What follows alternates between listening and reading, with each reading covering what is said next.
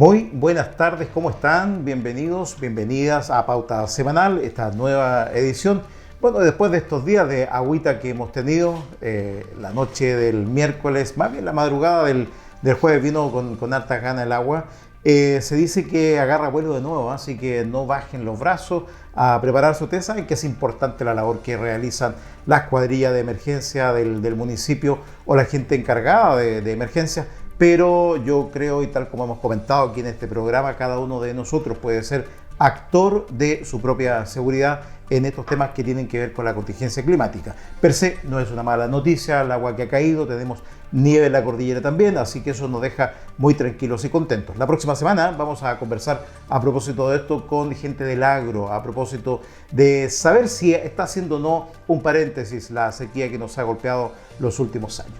Pero voy a entrar en materia de inmediato y como todos saben, siempre tenemos invitados muy interesantes aquí en Pauta Semanal. Les voy a presentar al invitado del primer bloque. Es abogado, es un hombre de leyes, pero también es un hombre de política. Diego Sepúlveda Palma, se lo presento. Es abogado chianejo, 34 años, ha dedicado su vida, de acuerdo a lo que él comenta, al servicio público y también a la academia, es decir, ha sido profesor universitario en el área del Derecho Civil en la Universidad del Desarrollo y está doctorando en la Universidad de Salamanca de España. Ha trabajado en momentos claves, además, según nos señala, en la creación de Ñuble. En sus inicios fue jefe de gabinete del ex intendente Martín Arrau. En aquella época había intendencia aquí en Ñuble y también, por supuesto, participó en la instalación de la región y luego tuvo una experiencia bien especial. Fue jefe de asesores en la primera convención constitucional, donde vivió en primera línea las oportunidades y también los riesgos que Chile enfrenta, como nos manifiesta, en esta área.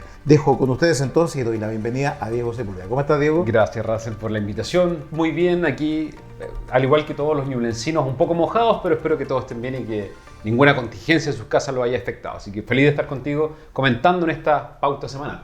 Bueno, estamos entesados conversando sobre política. Este programa, Diego, es bien amplio. La actualidad es lo que nos une, y la política yo diría que también es como el eje de este programa, pero hablamos de economía, de seguridad pública, hablamos de cultura, de muchos temas.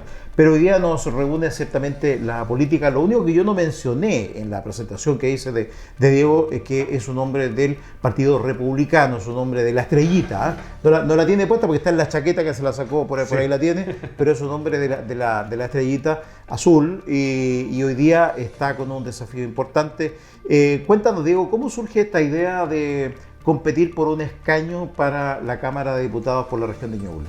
La verdad, Russell, esto parte también como una sorpresa para mí. Yo siempre he estado vinculado a la política, pero desde un segundo plano. Siempre he sido asesor, jefe de gabinete, y cuando estaba concluyendo mis estudios de doctorado en España, tuve una reunión muy interesante tanto con José Antonio Kast, con Arturo Esquella, presidente del Partido Republicano, y con Ruth Hurtado.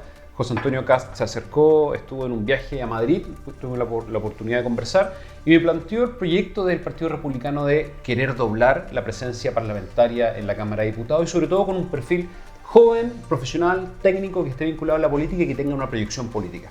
En ese sentido, yo soy un hombre católico, reflexioné harto, recé harto este desafío más bien, porque es una tremenda empresa la que implica también ser candidato al Parlamento, sobre todo por el Partido Republicano. Y me convencí de que yo tenía que pasar de la crítica, esta crítica que teníamos los fines de semana con los amigos conversando en el asado, criticando la clase política, a la acción. Y un segundo punto que comentabas tú en la presentación del video es que como yo soy profesor universitario, yo soy profesor en primer y segundo año en la universidad. Y por lo tanto veo cómo llegan los jóvenes y sobre todo veo cómo los jóvenes proyectan su futuro. Y veía una desazón, Russell, en muchos jóvenes de 18 a 19, 20 años, del futuro que les deparaba, que tenían que, sobre todo los jóvenes ñublencinos, que tenían que salir de la región, que no encontraban trabajo, y la verdad es que todas estas circunstancias me motivaron a mí a pasar, tal como te decía, de la crítica a la acción y involucrarme en el mundo público asumiendo este desafío. Y eso significó también comenzar a militar en el partido. 2023 es el año en que ingresa al Partido Republicano. Sí. ¿Qué cambió en tu vida, el antes y el después, la militancia? Mira, yo nunca había militado en un partido político. La verdad, el Partido Republicano es el primer partido en que yo milito. Yo participaba, era bien cercano a la Unión Demócrata Independiente. De hecho, en la convención llegué de la mano de Margarita Letelier y Martín Arrau, que eran militantes del partido. Pero sabes que, de hecho, el punto clave fue la convención constitucional. Porque yo me di cuenta que la clase política, sobre todo en el partido que ellos representaban, no dimensionaron, hasta que todo Chile dimensionó, pero no dimensionaron con las alertas que nosotros mismos les dábamos en la Convención Constitucional de la importancia de defender Chile. Te cuento un punto muy particular. Yo recuerdo la votación de cuando la Convención Constitucional votó la eliminación del Senado. Y nosotros encendimos todas las alertas a todos los partidos políticos. Y el único que puso hincapié en el tema fue el Partido Republicano de la mano de José Antonio Kast. Y esa convicción también venía de la elección presidencial del año 21. Yo dije, aquí está no solamente el sentido común, sino que las ideas que me representan y la preocupación por Chile. Y ahí yo dije, voy a dar un paso. Y el 2023, después de terminar, casi terminando mis estudios de doctorado, dije, voy a entrar a militar al Partido Republicano porque es el partido que a mí me identifica en ideas y en las acciones. Sigamos con la línea de la convención. No hace tanto tiempo que ocurrió este hecho que fue de tremenda relevancia en Chile, no solamente por el resultado, sino por lo que significó. Y también, tal como decía la presentación, que está concentrada en tus palabras, por lo que hubo en riesgo. Diego, sí. ¿Chile efectivamente estuvo en riesgo? Yo no solamente estoy convencido de que ese riesgo existió, sino que yo fui testigo presencial de cómo se fue fraguando ese riesgo al cual Chile estuvo enfrentado, menos mal, con un resultado de un 62%. Y sobre todo digo que estuvo en riesgo porque yo vi cómo la Convención Constitucional se transformó en un cementerio de instituciones, cómo fueron eliminando uno a uno las instituciones que a este país lo hicieron crecer, florecer, ser el país más importante de Sudamérica. Y vi también cómo estaba en juego en base, ¿cierto?, a políticos que votaron a favor de esto y que apoyaron. Incluso parlamentarios de la región votaron a prueba y estuvieron haciendo campaña por el apruebo y no fueron conscientes del riesgo que implicaba la aprobación de este texto. Ahora, hoy día uno les pregunta y como que de mala memoria, nadie dice nada. No se acuerdan mucho ya. No se acuerdan mucho y esa invitación también a la ciudadanía. Yo estoy recorriendo Ñuble con mi pizarra al hombro porque soy profesor universitario y me gusta a mí dejar una enseñanza. Y estoy hoy día recorriendo la región haciendo mini clases de educación cívica, que sobre todo vinculándolo a la importancia de que la ciudadanía se involucre y lo segundo es contando cuáles son las facultades para el cargo que yo pretendo postular. Y en ese sentido, la ciudadanía es importante que se vaya involucrando y se vaya informando y esas cosas que las vaya recordando. Entonces, volviendo al tema de la convención, claro, yo fui testigo de este riesgo porque vi cómo actuó. Yo soy un hombre de derecha, ¿ya? Y esto lo quiero dejar siempre claro. Y ves que converso con alguien de política y digo, yo desde la derecha pienso esto y tengo estas opciones. Y tenemos una ventaja en la derecha, es que la izquierda dejó plasmada en un texto, que gracias a Dios se rechazó, cuáles son sus ideas. Y yo tengo ese texto y lo reviso constantemente, porque esa idea no la han desechado, la siguen presentando mediante proyectos de ley, mediante reglamentos, mediante intenciones. Entonces, yo soy muy activo con seguir recordando las ideas de ese texto, porque las tienen presentes. O sea, de hecho, en las entrevistas que han dado quienes fueron actores en aquella época, nunca han desechado, Diego, volver a la carga, nunca han dicho no. que se terminó el intento de modificar nuestra principal carta magna, que es la Constitución Política de Chile.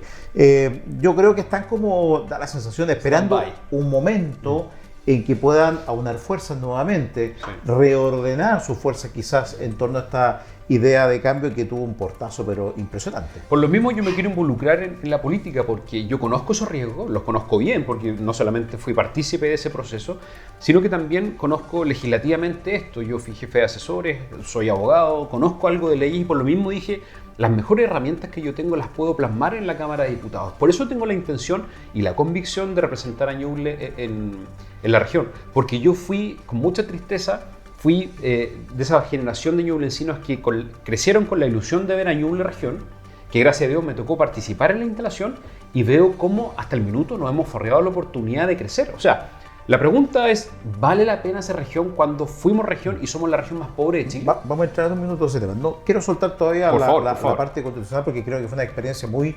enriquecedora, más allá de cómo terminó esta historia. Y aquí tenemos a un hombre que fue actor desde las asesorías esenciales en ese minuto junto a Martina Rau, especialmente, que jugó un rol tremendamente relevante. Tú hace poquito, Diego, hablaba del Senado. El Senado es una institución que es parte de la historia de Chile. Y de verdad que estuvo, de alguna manera, en este minuto no quiero decir cerca, porque al final todos sabemos lo que pasó, pero sí, en un minuto se consideró súper normal que se presentara la idea de eliminarlo. Y con esas palabras, exacto. Eliminar. Piensen ustedes que el presidente del Senado constitucionalmente es la segunda autoridad del país después del presidente de la República. Ese es el rango que tiene hoy día quien lidera la Cámara Alta. Lo que se pretendía hacer era eliminar esa instancia que es una suerte de Cámara, Diego, de contrapeso también frente a la Cámara de Diputados, y además ha sido tradicionalmente la Cámara de los Acuerdos. Claro, y ojo, la Cámara de Diputados tiene una representación distrital. Hay distintas regiones con sus distritos están representados ahí, pero el Senado, por algo duran también 8 años, porque se busca la calma, se busca los acuerdos, se busca la templanza, y es la Cámara que representa las regiones. O sea, nosotros tenemos representantes regionales en el Senado. Y yo recuerdo, va a sonar un poco romántico esto, pero yo recuerdo cuando se realizó y se votó la eliminación del Senado. Estábamos en el Congreso Nacional, en el antiguo Congreso Nacional, y yo fui al hemiciclo del Senado. Y fuimos con Martín Arrau y otro asesor, y de verdad, en el silencio que también respetaba y que estaba en ese salón, dije, ¿cómo es posible que nos estemos farreando estas instituciones que le han dado el sustento, las bases sólidas de Chile, por el capricho de un grupo de a veces fanáticos, de a veces poco templados, constituyentes que estaban presentes ahí y que fueron capaces de eliminar el Senado solo por caprichos o convicciones ideológicas? Entonces, cuando falta esa templanza y esa reflexión política y jurídica, tenemos esos resultados. Por eso la idea de involucrarme en la política va de la mano, porque vi el riesgo al cual se enfrentaba Chile y dije, no estoy dispuesto a que ese nuevo riesgo se vuelva a enfrentar. Por eso también dejo una zona de confort. O sea, muchos me dicen, pero ¿por qué no te quedaste en tu oficina o haciendo clases tranquilamente? Bueno, porque no solamente estoy en edad y tengo las herramientas de involucrarme en esto, porque no quiero que Chile vuelva a pasar por eso. Sí, sin duda. ¿Qué pesó más, Diego, al final en el resultado que tuvo este experimento constitucional? ¿Los factores racionales, como el que acabamos de mencionar, por ejemplo, el intento de eliminar la Cámara Alta, o elementos más emocionales? Porque de verdad, también en el corazón de los chilenos, caló muy hondo lo que vimos respecto de los símbolos patrios, por ejemplo, lo que se hizo. Yo la verdad que no quiero ni recordar con detalle lo que pasó con nuestra bandera chilena en un momento dado ahí, que fue un espectáculo muy, muy triste, con esta idea de transformar lo que ha sido referente para nosotros en materia cultural y de identidad, sobre todo. Tenemos dos elementos. ¿Qué pesó más? En esos dos elementos, fondo y forma, yo creo que, claro, esto es un tema árido, el tema constitucional y jurídico, siempre es un tema árido para la población, y nosotros intentamos comunicacionalmente hacer esas bajadas para que la gente comprendiera lo que ocurría dentro de la convención. O sea, hay que recordar que en la Convención Constitucional, y la gente no tiene por qué saberlo, la misma directiva de la Convención Constitucional impidió que la prensa entrara durante los primeros 4 meses al hemiciclo, Russell. Yo me acuerdo, yo mismo redactaba los oficios exigiendo que entrara la prensa a ver todo lo que estaba realizando. Entonces, por una parte, la clave fue que el fondo se tradujera a un idioma ciudadano para que llegara a la mayor cantidad de gente, para que vieran las cosas que estaban provocando. Y la segunda lección respecto a la forma, que yo agradezco que haya imperado esa elección, es que Chile es un país muy formal. Independiente que algunos dicen, no, Chile es un país de derecha, Chile es un país de izquierda, independiente de eso, yo estoy convencido de que Chile es un país formal, que le gustan las formas. Por lo tanto, el político tiene que parecer político, el profesor tiene que hacer clase y parecer profesor. Y así cada uno de los oficios o profesiones que construyen Chile, es importante la forma. Y Chile, yo creo que reafirmó esa convicción que yo tengo de que las formas en política importan mucho. Desde el respeto, desde que se deje cantar el himno nacional, desde el respeto a los símbolos patrios, hasta el trato entre los compañeros de trabajo, en el hemiciclo, en la Cámara de Diputados, en la Convención Constitucional. Respeto que yo muchas veces eché de menos en la Convención Constitucional. Hasta el lenguaje trataron de cambiarlo, cosa que en otros países han reaccionado de manera muy enérgica, por supuesto, en contra. Lo último respecto de la convención, para pasar a tema de política más contingente, Diego. Hace poquito, en la semana anterior, estuvo de visita en Chillán para dar una charla uno de los expertos del proceso constitucional. Del segundo proceso. Del segundo proceso, para ser más exacto.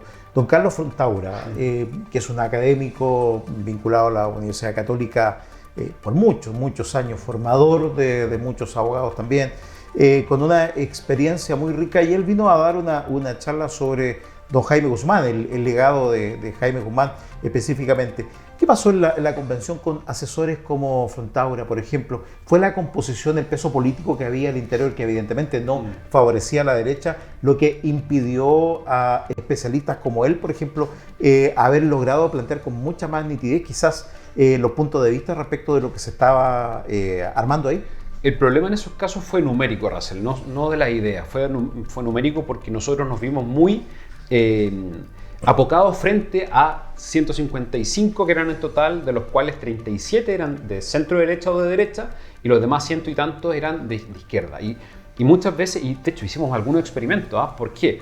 Porque muchas veces los mismos constituyentes de centro izquierda que estaban cooptados por ciertos grupos que decían, chuta, parece que se nos está pasando un poco a la mano, nos decían, oye, esa idea está muy buena, yo nunca me voy a olvidar, me dijeron, no voy a decir quién era el constituyente, pero me dijo, Diego, esa idea está muy buena, pásamela a mí para yo presentarla para que te la voten a favor, porque si la presentan ustedes, la van a votar en contra. Imagínate, o sea, alguien me dijo, por forma, pásame a mí ese texto que está muy bueno, que es una idea de la derecha, para que la izquierda lo presente y así lo logren votar. O sea, la cantidad de veces que votamos normas muy buenas, que por el solo raciocinio de venir de parte de la derecha se rechazaron, fue mucha. Te pongo otro ejemplo.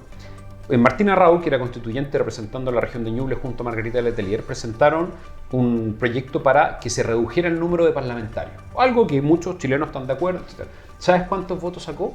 1, el de Martina Raúl. Entonces, al final vemos que en ciertas circunstancias se deja de lado la racionalidad y se antepone la pasión.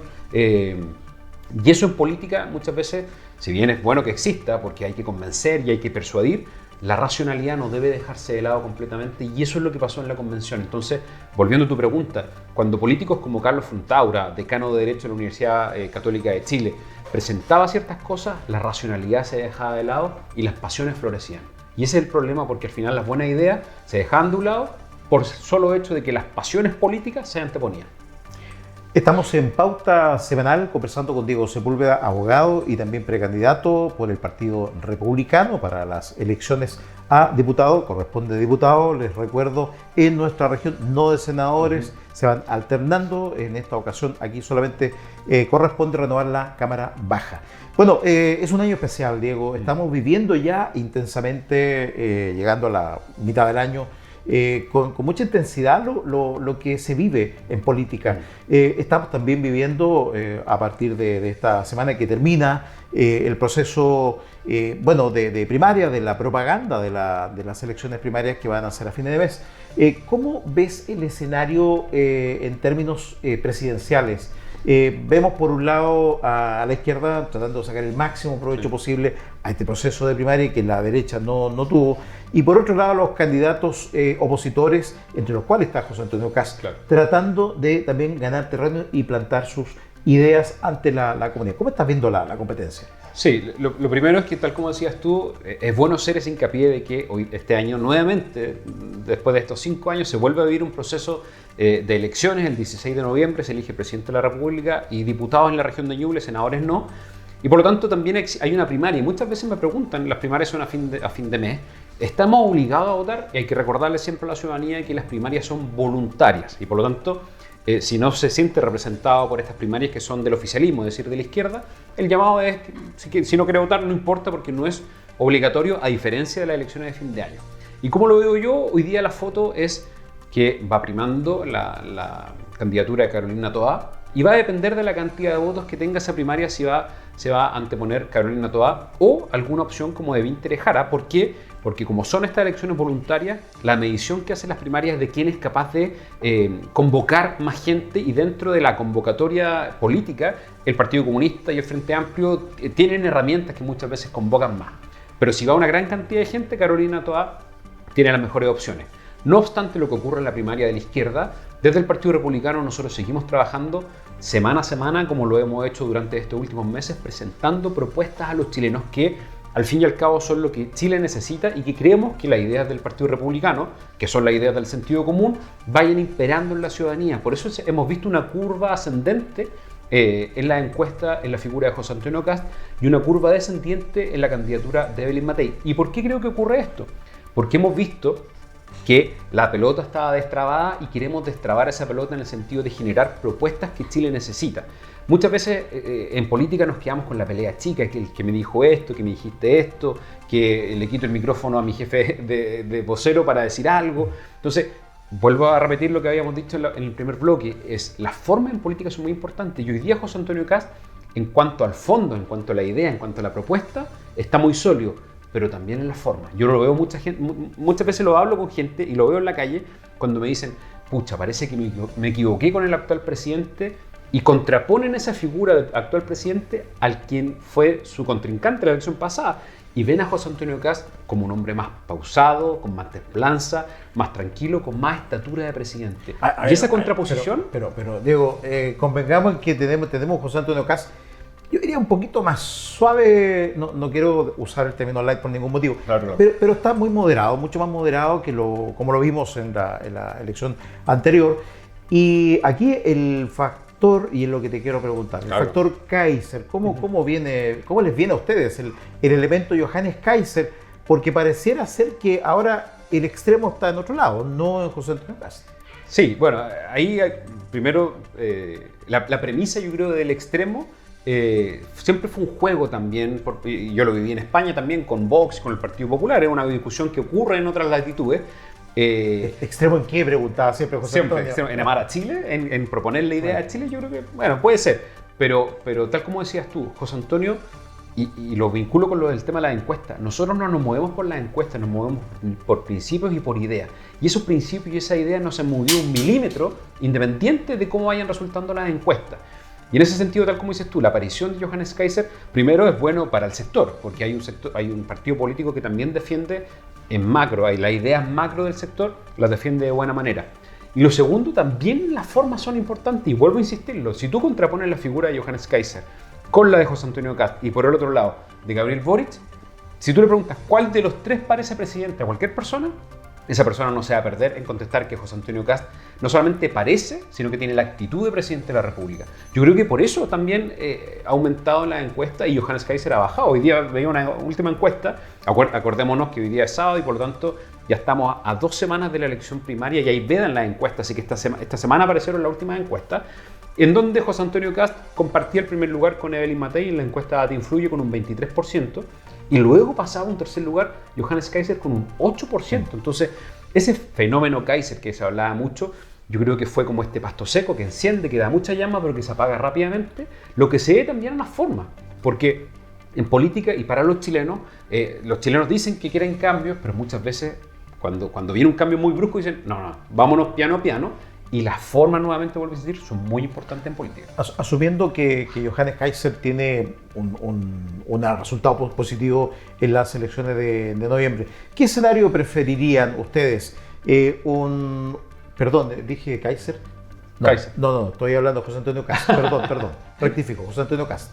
¿Qué escenario prefieren? ¿A José Antonio Kast enfrentando a Evelyn Matei o a José Antonio Kast enfrentando, no sé, a Toá o alguno de los demás candidatos? Bueno, en esa respuesta no hay por dónde perderse. Uno siempre desearía algo inédito en Chile, en que 2 candidatos del sector de la centro derecha y de la derecha lleguen a una segunda vuelta. Sería el paraíso, sería el panorama ideal, ¿cierto? Sí, siempre y cuando, porque me lo dijo alguien del mundo republicano, todo el resto del espectro político, digamos, no vean con buenos ojos a José Antonio y prefieran el mal menor para ellos, que sería Evelyn Matei. Claro, pero llegar a una segunda vuelta en esas circunstancias, obviamente nosotros preferimos la idea de José Antonio Kast porque creemos que son la del sentido común y que Chile necesita, pero nos ahorraríamos una continuidad de este mal gobierno que hoy día tenemos en la moneda de 4 años y que independiente, y esto es un convencimiento mío, no hablo por el Partido Republicano, es que si pasamos a segunda vuelta o Chile Vamos pasa una segunda vuelta, tendremos que realizar un gobierno de coalición. Yo lo veo así, que el sentido de la realidad va a primar. Pero eso dependerá obviamente de las directivas de Chile Vamos y del Partido Republicano. Eso es lo que se pregunta la comunidad, si serán capaces de caminar juntos por fin. Nos quedan 3 minutitos, Diego, y quisiera llevarte ya a un plano más personal respecto de las ideas que estás tratando de comentar, de llevar adelante en la comunidad, visitando comunas de Ñuble. Sí. ¿Cómo te has sentido como candidato? ¿Cómo te ha recibido la gente? ¿Y cuáles son los elementos que te diferencian de otras propuestas? Eso es una pregunta interesante porque me lo planteé yo antes de aceptar este desafío y la recepción ha sido muy cariñosa, pero sobre todo porque no llego como el clásico político a vender una pomada y a pedirle el voto. Primero porque no puedo, porque legalmente las elecciones parten, la campaña electoral parte el 1 de septiembre, pero ven que llego con mi pizarra al hombro a hacer una mini clase de educación cívica y la gente lo agradece, porque yo me he dado cuenta en el recorrido por Ñuble que no solamente la ciudadanía está confundida en los roles que deben tener los políticos, sino que muchas veces son los mismos políticos que tienen esa confusión, Russell. Yo pretendo ser un candidato a diputado y pretendo ser el diputado de la región de Ñuble, y en ese sentido los diputados solamente tienen 3 funciones: legislar, es decir, presentar proyectos de ley, debatirlos y votarlos; fiscalizar los actos del gobierno y de ciertas instituciones para que cada peso de los chilenos sea bien gastado; y representar a la ciudadanía, en este caso a la región de Ñuble. Pero yo veo mucha confusión cuando hay parlamentarios que están dedicados a regalar tortas o pelotas de fútbol o camisetas de fútbol, o pavimentar o inaugurar pavimentaciones de calles, juntas vecinales, que es una labor bien destacable, pero esos son labores para a un alcalde o a un concejal. La labor del diputado es bien acotada y esa confusión la tiene la gente. Yo muchas veces, qué bueno que usted quiera ser diputado, me dicen, porque tengo este problema en la calle, y yo dije, perdóneme, y voy a tener que ser muy honesto con usted, esa no es la función de un diputado. Y esas cuestiones es lo que a mí me gustaría primero relevar en la región de Ñuble, de que pastelero tus pasteles, y por lo tanto, si yo quiero ser diputado me voy a dedicar a legislar y a fiscalizar, no otras cosas. Y lo segundo también, yo con mucha desazón, como ñublencino que soy, chillanejo que soy, veo cómo toda mi generación tuvo que irse de Chillán para estudiar o para trabajar.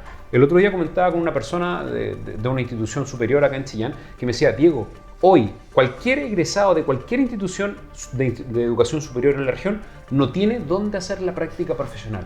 Y son esas las cuestiones que a mí me preocupan, y sobre todo también, para qué decir, hoy día que está lloviendo full, cómo aprovechamos esta lluvia para almacenar agua que nos tiene como la región menos competitiva en comparación, por ejemplo, a Maule, que tiene una tremenda capacidad para almacenar agua, y nosotros apenas tenemos el embalse Coihueco para poder almacenar agua. Históricamente. Bueno, ha sido un agrado, queda conversa para otro programa. Feliz. De todas feliz. maneras. Nosotros nos vamos un instante despidiendo a Diego del primer bloque, a una breve pausa y ya estamos de regreso aquí en Pauta Semanal. Hasta luego.